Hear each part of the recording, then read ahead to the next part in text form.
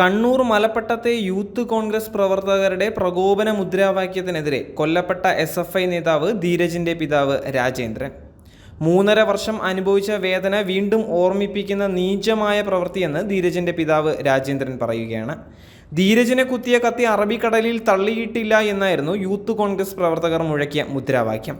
3.5 വർഷം ഞങ്ങൾ അനുഭവിച്ച ദുഃഖവും സങ്കടവും വേദനയും വീണ്ടും ഓർമ്മപ്പെടുത്തുന്ന ഒരു നീചമായ പ്രവൃത്തിയാണ് അവരുടെ ഭാഗത്തു നിന്ന് ഉണ്ടായത്.